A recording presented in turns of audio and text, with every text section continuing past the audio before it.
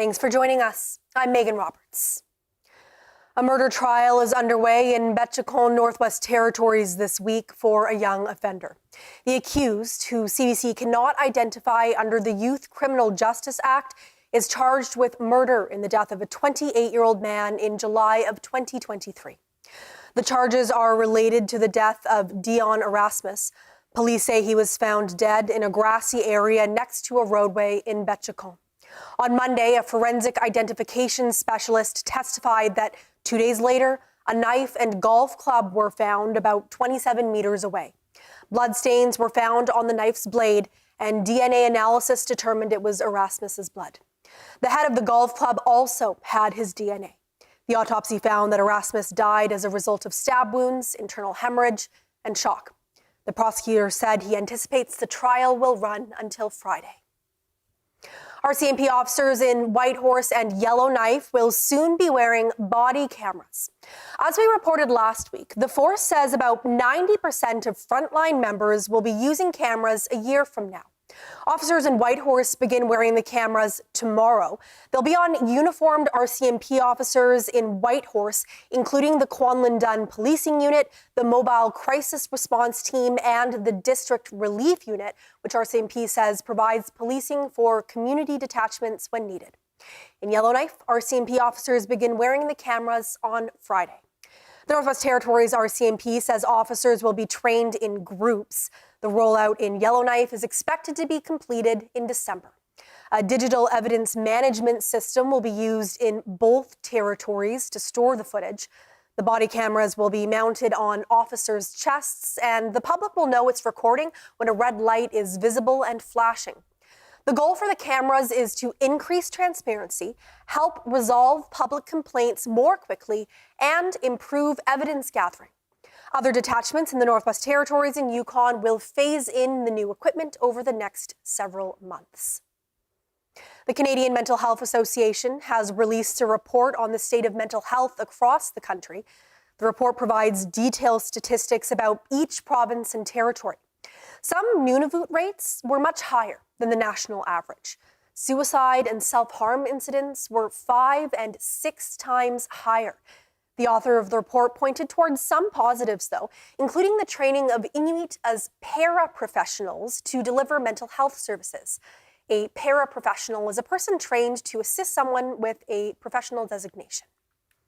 What that means is that instead of having professionals relocate into Nunavut, which is a challenge because they typically don't stay and are very transient, what they're doing is having local community members get mental health training to be able to provide supports to people in the community. The report also found that Nunavut has spent 10% of its health care budget on mental health services. That's more than the national average of 6.3%. A Dawson City, Yukon home was destroyed by fire earlier today. The owners weren't home at the time, but one dog died in the fire. It happened in the Dome Road area. The call came in just before noon. When firefighters arrived, the house was fully engulfed in flames.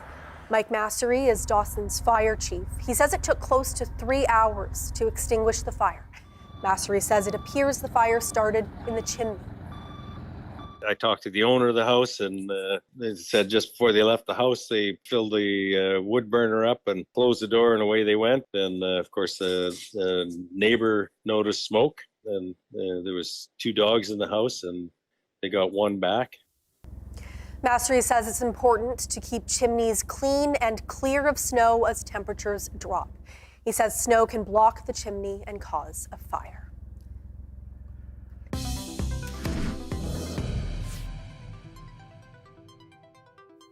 First Nations and Métis in Norman Wells are a step closer to establishing self-government. The Tlingoli Gotine, or the First Nation, or the Saulteaux Dene and Métis of Norman Wells, the federal government and the Northwest Territories government have initialed a draft final self-government agreement. The parties announced the development in a news release today. There are no details about what's included in the agreement. It does say, though, that it's a key legal obligation under the Saulteaux Land Claim Agreement. To reach a final agreement, the First Nation needs approval from members and other leaders. Once that happens, all parties will sign the agreement and it'll be made legally binding through passage of territorial and federal legislation. The only other Sahtu community that has established self-government is Delaunay. A group of experts has issued recommendations on how the Yukon can enhance Arctic security. The Yukon Arctic Security Advisory Council issued its final report today. Jackie Hong tells us what it says. Improving and maintaining key infrastructure like roads and telecommunications, establishing a Canadian Armed Forces Reserve unit in Whitehorse, speeding up critical mineral development. Those are among the recommendations in the Council's final report. Chair Ken Coates says the Yukon is safe, but needs to plan for the future. We looked at this and said, we're not prepared for the rest of the 21st century. We're okay for today.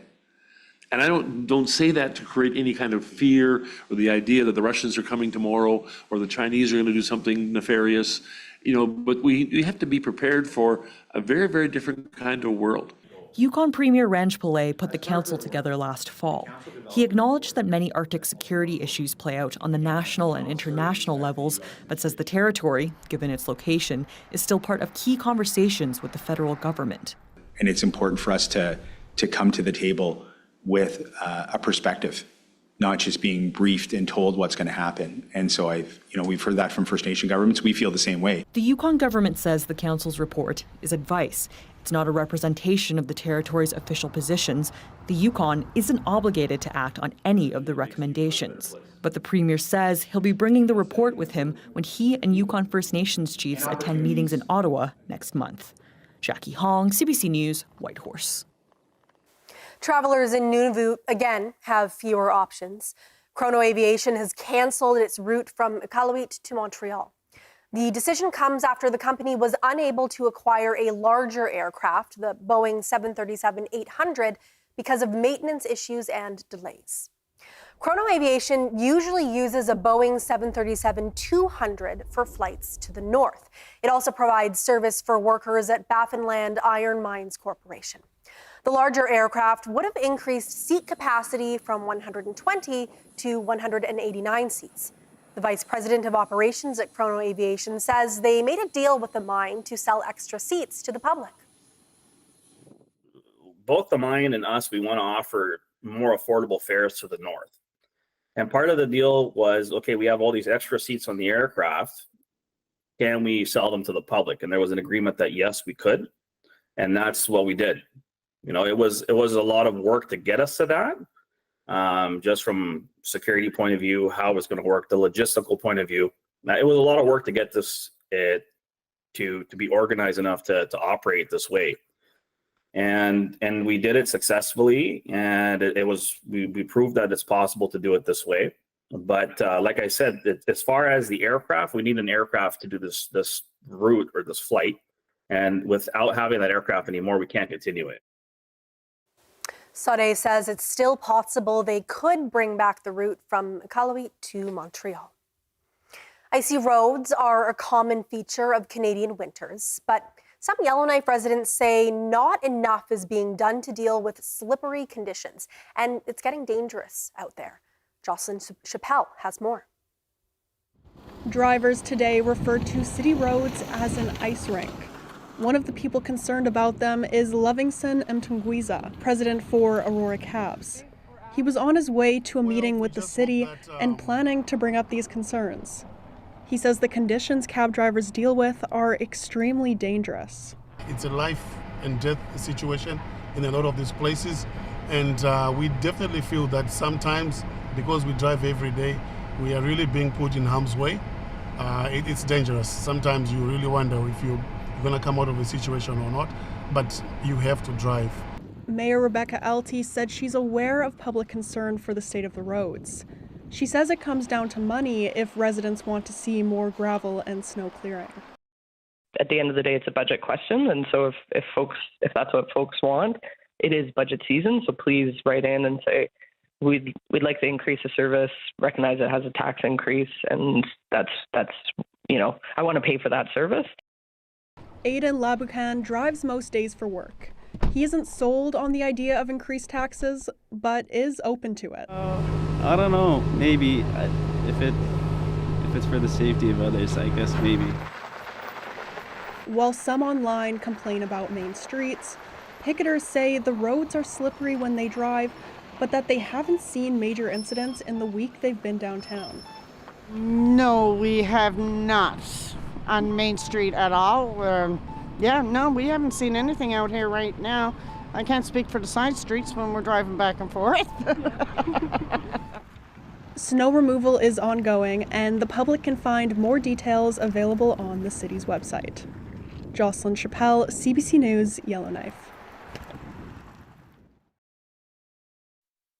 Donations to the War Amps have a lasting impact on amputees. Today, your support gives them the artificial limbs and resources they need for everyday activities and learning to live with amputation. Having access to our essential programs helps amputees prepare for tomorrow on their road to independence. The War Amps is committed to improving the quality of life for Canadian amputees, but this wouldn't be possible without you.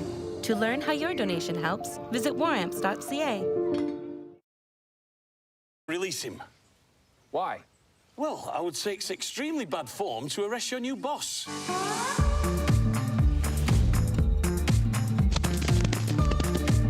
This man is actually in my custody. What did he do? Well, Did you hear that? I'm being charged with, This ranch isn't going down. Not on my watch.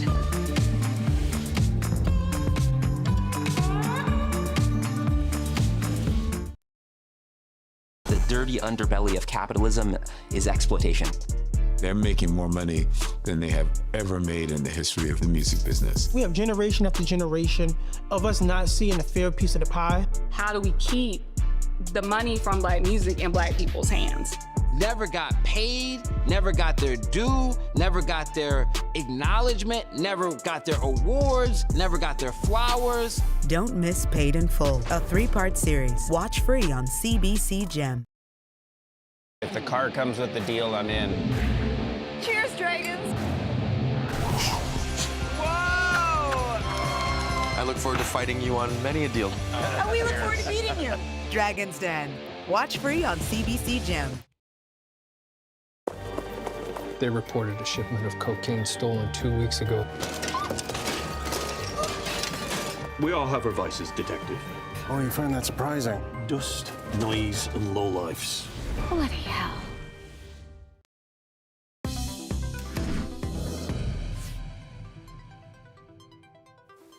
Canada's inflation rate made a significant jump last month. An increase was expected, but the October number was even larger than forecast. However, it's unlikely to change the Bank of Canada's course on interest rate cuts. Peter Armstrong explains. Inflation ticked up last month to 2% year over year. Remember, back in September, price growth had slowed all the way to 1.6%. So this is an increase from that, but it was also widely expected. The Bank of Canada targets a range of 1 to 3%, trying to land on the mid-range of that at 2%. So even with this uptick, the overall thrust of inflation remains right on target. So the question isn't so much where are prices now, but more importantly, where are they headed? And that matters for consumers that are still swamped by high prices, but also for the Bank of Canada that's trying to bring down interest rates. I still think there's a fairly good case to continue to gradually bring down interest rates. The way the Bank of Canada would look at it is they're still what they would call restrictive. And given inflation is close to 2%, they probably don't need to be that restrictive. The Bank of Canada meets again in 3 weeks' time. And before then, we'll get the latest GDP numbers and the most recent jobs data. And unless those veer off the expected course, it's a relatively safe bet that the Bank of Canada will cut rates again in December and provide another small dose of relief. But remember, inflation data only measure the rate of change in prices. And yeah, that rate has fallen from a peak of 8.1%, now down to around 2%. But that certainly doesn't mean that prices have fallen. And that's why so many Canadian families feel so squeezed right now. Even if the rate of inflation remains at the target of 2%, all that means is that those already high prices will continue to climb, just hopefully at a more manageable level. Peter Armstrong, CBC News, Toronto. The executive director of the NWT YWCA says it was a shock when the city of Yellowknife rejected its application for a new daycare. Last summer, the YWCA started working with the city on converting a home in the Niven neighborhood into a daycare. The organization wanted to open 32 spaces, but last week, the city rejected the application. We're all very disappointed, both the staff, the families that were looking forward to having a daycare space. As you know, our history, we've been running after school in Yellowknife for over 50 plus years. And so we do get interactions with parents, and we know we have parents that have younger kids that are in need of daycare spaces. We do have few of our own staff that are looking to return back to work, but they don't have daycare spaces. And so this really came as a shock to us overall. Dumbuya Cisse says they were told the daycare doesn't fit with the community plan for the neighborhood, that there was a zoning issue, and also that neighbors raised concerns about noise and traffic. She says it was surprising because from her perspective, everything had been going smoothly. She wishes the city of Yellowknife had communicated more with the YWCA and given feedback on the daycare plan earlier. Dumbuya Cisse says the YWCA is looking at lowering the number of daycare spots and conducting a traffic study to address the concerns. She's hopeful they can work with the city to find a path forward. The CBC asked to speak to the city of Yellowknife about its decision, and the city has not made anyone available. A small NWT community is making progress addressing its housing shortage. Nahanni Butte has added 6 new trailer homes. Families started moving in last week. Lorianne Bertrand and her family got one of the houses. It's a 2-bedroom with a furnace and wood stove, and it's a big change. She, her partner, and her son were previously living with her parents. It makes me feel more on my feet and feel more steady. And it's just an insane feeling because I'm just so excited.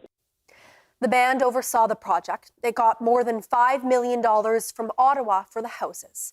Srimani says they are expecting to add 6 more homes next year. The Search and Rescue Network in Nunavut and Nunavik held a 2-day meeting in Iqaluit last weekend. Among the topics was how to get more search and rescue volunteers in the community. The CBC's Noel Kalujak was there. Nunavut and Nunavik Search and Rescue Network met in Iqaluit this week for the annual Search and Rescue Roundtable. This year's focus was building community partnerships and attracting volunteers. Cambridge Bay Kelvin Peterson, who is Nunavut's manager of Search and Rescue, led this year's roundtable. Nunavut Mute naturally come together when it's needed, and my job is to connect all the dots between Nunavut Mute and the partners down south and get everybody on the same page so that we all know what we're doing together. Arctic Bay Search and Rescue Coordinator Valerie Kaunak welcomed the opportunity to build closer relationship with RCMP and other partners. Adding those relationships opened up new search tools such as scent dogs and drones. Their main focus in finding communities volunteers, which she says has been challenging. I ask my family when I need help. It is almost impossible to find volunteers. There are not that many who want to volunteer. The roundtable began in 2020 after a call to improve search and rescue in Nunavut. Peterson said it recognizes a large number of resources needed to execute the search in the Arctic. I think the biggest thing to take back to our communities from this roundtable is the connections we make face-to-face with all the individuals. There is one thing where with every search we're calling people various parts of the country. These roundtables allow us to sit in a room together, plan, and make things more efficient and streamlined for searches. The next Nunavut Search and Rescue Roundtable will take place in 2025. Noel Kalujak, CBC News, Iqaluit. There's a new Director General for Pilimak Savik in Iqaluit. It's a federal office that works to help support Inuit employment. It offers services like pre-employment training and assistance for Inuit applying to jobs. The new leader is David Lawson. He took over a month ago and says the experience has been positive. Lawson is originally from Pangnaktu. He previously worked as a police officer and for the government of Nunavut, where he says he pushed for Inuit employment and training. Lawson says that he's going to continue working towards those goals.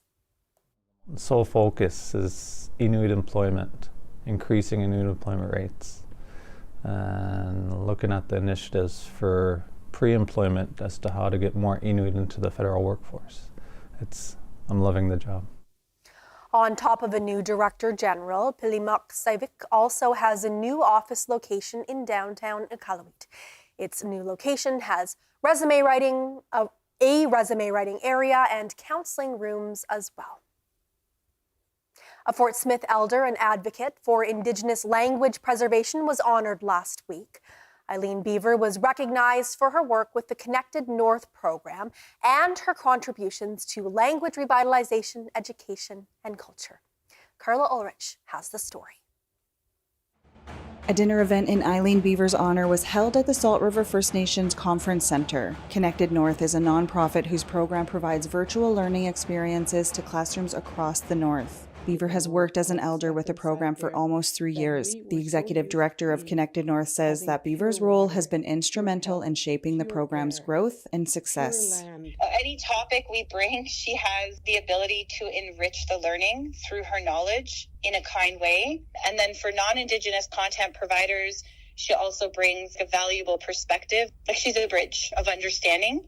Beaver says despite initially hesitating to accept the honor, she is grateful that her work is being recognized. She wants to use the platform to advocate for the continued revitalization of Indigenous languages. You know, at one time during the fur trading days, it wasn't uncommon for people to speak more than 3 up to 9 languages. So what happened? Beaver also says technology has the ability to bridge the gap between youth and language preservation. Our children's culture is so different than our traditional and the culture that I was raised in. They plug in all over the place that they don't really go out or do things. And if they are on games, let's make games so that they are saying, hey, I want to learn Dene, or I can play this game, it's in Dene Titlina or Dene Solina. Beaver and her husband Henry have dedicated their lives to promoting the importance of language and traditional knowledge. That work was also highlighted by former superintendent of the South Slave Divisional Education Council, Brent Callback. He said she inspired the students to embrace their ancestral language. She moved language and cultural instruction out of the classroom and onto the land, and that her dedication stands out as a testament to her Dene values of respect, caring, and sharing. Carla Ulrich, CBC News, Fort Smith. A teenager from Whitehorse is up for a $5,000 prize. It's thanks to his science fair project involving AI, cross-country skiing, and wax. As the CBC's George Moratis tells us, it's something that could revolutionize the sport. From the time he could walk, Sitka Gillis has been on skis. It's that passion that's helped fuel a science project getting a lot of attention. So Wax It to Win It is an AI algorithm that makes ski wax selection more accurate and efficient. So basically what it does is it predicts the best wax for the current snow conditions. So what I'm doing to develop it is I'm testing waxes every week at Whitehorse Nordic, and I'm taking all that wax testing data and I'm going to put it into the algorithm that I'm going to build. Gillis has been working with a coding mentor at Stanford University. He's also teamed up with Team Canada's lead wax technician, Alain Masson, also a Yukoner. And he's helped me understand the science of ski wax, as well as help me design my testing process. The young inventor says his ultimate dream is for Team Canada to one day use his product at the Winter Olympics, something he says would save them money and valuable race time. They can spend up to $5,000 per race weekend just on waxes on the World Cup, so that will save them a lot of money. Last year in my wax testing, I found that just from one wax to another, it could be 7.28% different. So just that difference with 2 different waxes can make a huge difference in performance and results. Yeah, so Alain Masson actually told me this story once. He said that on the World Cup, they were testing waxes. They couldn't find which wax to use for the race that was in a couple of hours, and one of the wax technicians was like, hey, how cool would it be if we could just say, hey Siri, here are the snow conditions, which wax should you use? And then it would answer. And then Adeline was like, hey, I know somebody who's doing that. The simplicity of just being able to see, hey, this is the recommendation for the day. I don't really have to do my own research. And if it's tested and tried and true, it's definitely an incredible tool to have on hand, especially as a recreational user and even a competitive user. So what comes next? Like Dragon's Den? What are you going to do with this? This seems like could be a real breakthrough. So once the algorithm is fully developed and up and running, I'm going to reach out to other ski clubs across Canada and ask them whether they want to use it. And then they can also input more data and make it even better. And the eventual goal is to make it useful for Team Canada at the 2026 Winter Olympics in Italy.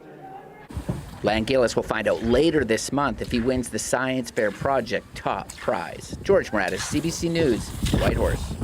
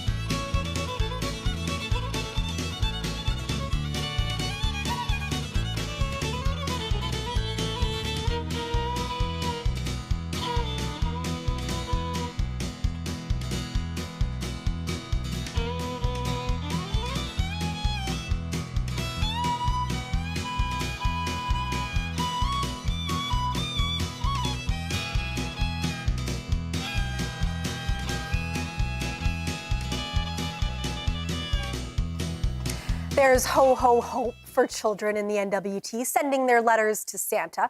As the Canada Post strike continues, a local Yellowknife airline has its eye on Santa's nice list. Buffalo Airways has saddled up its fleet to ensure that all local letters to the Jolly Elf will be delivered without delay. Take a look. So right here we got letters to Santa. You know, due to the more traditional way of kids sending letters to Santa is being disrupted this year. So Buffalo Airways, Buffalo Air Express, and even Buffalo Airwear have all stepped in, get letters to Santa delivered. We're flying there anyway, so might as well, drop off the letters for the kids. We got involved because there was a need. There's tons of children that are writing letters to Santa, and of course where we fly is right in his backyard. So we said, well, if there's a need for the kids to get letters to Santa, we can do it. And any kid that needs letters delivered to Santa can be dropped off at any Buffalo Airways or Buffalo Airwear or Buffalo Air Express location in Yellowknife or Hay River, and we get the letters delivered. This is a really cool thing that we're implementing this year, and hopefully we can maybe even do it next year too. But right now, we just want to get those letters delivered so the parcels and the gifts from North Pole can make their way down to Yellowknife and Hay River. At Buffalo Airways, we have our normal courier freight, which is Buffalo Express, and we handle a lot of the communities, not all of them, but a lot of them.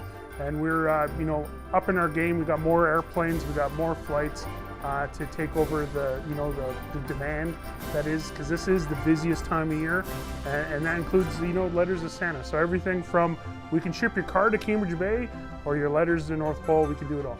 If you're children or if you're listening, you want your letters to Santa, you can drop them off at Buffalo Air Express at 134 Bristol here in Yellowknife, the hangar, which is 108 Berry Street, and in Hay River, which is 25 Industrial Drive.